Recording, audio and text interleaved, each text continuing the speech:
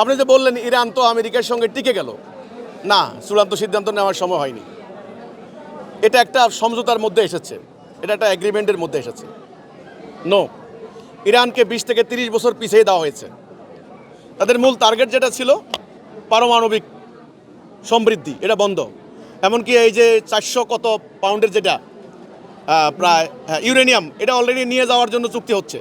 ওদের যে মূল লক্ষ্য ওটা কিন্তু হয়ে গেছে। এইবার হ্যাঁ, এটা ঠিক, ইরান সুন্নি বেল্ট থেকে স্ট্রং, কারণ শিয়াদের একক ইমামতের ধারণা তাদেরকে রক্ষা করেছে। এটা কিন্তু সত্য কথা। একক ইমামতের ধারণা, একজন ইমাম থাকবেন, পুরো জাতি ইমামের কাছে বায়াত দিবে। এইটুকু বরকতের কারণে কিন্তু এটা সত্য কথা, একটা মোটামুটি শক্তিশালী জাতিসত্তা হচ্ছে এবং এত বড় মাইটি এর বিরুদ্ধে তারা প্রতিরোধ রচনা করতে পেরেছে। এটা কিন্তু আমি এগ্রি করছি আপনার এই কথায়, এটা ঠিক আছে। কিন্তু আমেরিকার এই যুদ্ধবিরতি এটা বেশি দিনের নয়, এটা ওদের একটা স্ট্র্যাটেজি। ওরা ইচ্ছা করলে ইসরায়েল শুদ্ধ পুরো ইরান ভ্যানিশ করে দিতে পারতো, লক্ষ লক্ষ মানুষ মারা যাইতো ইত্যাদি, সেটা ভিন্ন কথা।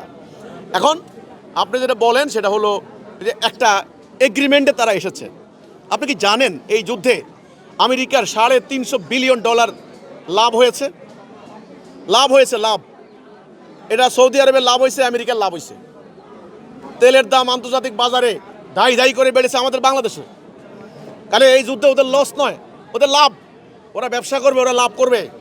সামান্য একটু চুলকানির দরকার, মানুষের জীবন যাবে, লক্ষ লক্ষ মানুষের জীবন যাবে, স্থাপনা যাবে, কলকারখানা ফ্যাক্টরি ধ্বংস হবে, ওদের কিছুই নাই। যুদ্ধ ওদের একটা পলিসি, ওদের বাণিজ্য পলিসি একটা। কাজে ওরা যখন সিদ্ধান্ত নেবে ধ্বংস করে দিবে, সিদ্ধান্ত নেবে ধ্বংস করব না। এতে করে ইরানের বিজয়ের কোনো কিছু আমি দেখি না। এটা ইরানের কোনো বিজয় নয়। এটা আমি আপনার কথা স্বীকার করলাম, এটা ঠিক আছে যে তুলনামূলক সৌদি আরব, কাতার, কুয়েত, এই সমস্ত সুন্নি বেল্ট থেকে শিয়ারা একক ইমামতের ধারণায় শক্তিশালী জাতিসত্তা গড়ে তুলতে পেরেছে। এটা সত্য।